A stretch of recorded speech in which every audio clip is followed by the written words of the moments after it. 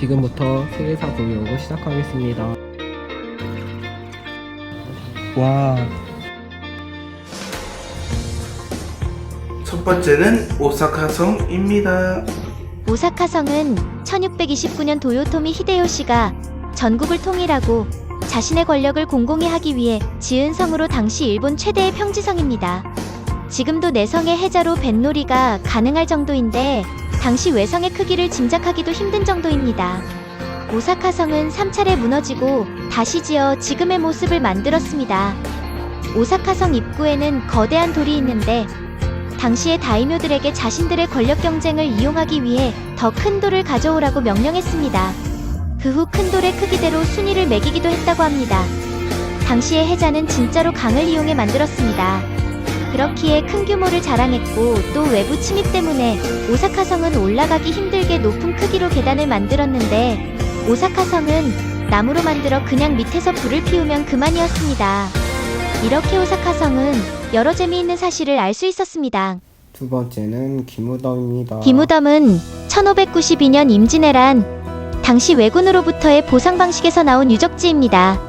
당시 일본군은 적군의 목을 가지고 보상을 매겼는데 목을 자르기 힘들어 그 대신 귀나 코를 잘라 보상을 받는 걸로 대체하여 처음에는 조선군과 명군에서만 시행했지만 후에는 민간인에게도 실행되었습니다. 그 후 처분을 하기 위해 무덤을 만들었는데 이러한 이유는 당시 일본은 미신을 잘 믿어 이러한 무덤을 만들게 되었습니다. 지금도 위령제를 지내고 있으며 반환 논쟁이 일어나기도 합니다. 누군가에게는 잔인한 역사가 일본인들한테는 존경할 만한 업적이 있는 사람으로 이해된다는 게 조금 슬픕니다. 세 번째는 도지샤 대학입니다. 일제강점기는 일본 제국이 대한제국과 합병한 조약을 강제로 체결해 1910년 8월 29일부터 1945년 8월 15일 8.15 광복까지 한반도를 일본 제국의 식민지로서 존속시켰고 수탈과 문화 억압 같은 많은 만행을 했던 기간을 말합니다. 그런 힘든 시기에 윤동주 시인과 정지용 시인은 자신들의 견해를 넓히기 위해 유학을 간 곳이 바로 도지샤 대학입니다. 도지샤 대학은 일본 최초의 기독교 계열 대학교입니다. 그래서 대학의 특성상 외국인 유학생의 비중이 높았습니다. 당시 초대 학장은 누구나 문을 열어주어야 한다라고 이야기할 정도로 개방적인 사람이어서 당시 혐한을 피해 이곳으로 온 이유기도 합니다. 그들은 일본에서도 저항시를 쓰셨습니다. 우리는 지금 이분들의 간절한 독립의 꿈 위에 우리가 살고 있습니다.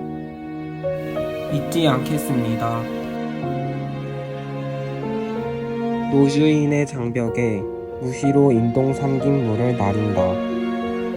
자작나무 덩그럭 불이 도록 피어불고 구석에 그늘 지어 무가 순도다 파릇하고 흙냄새 훈훈이 김도살이다가 바깥 풍설 소리에 잠착하다. 선중에 책력도 없이 삼동이 하이였다. 정지용 윤동차.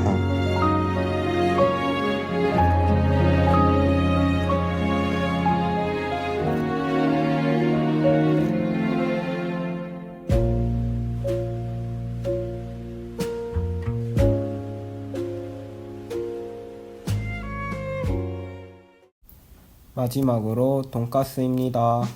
678년 일본의 덴무 천황이 불교의 영향으로 육식 금지령을 내렸습니다.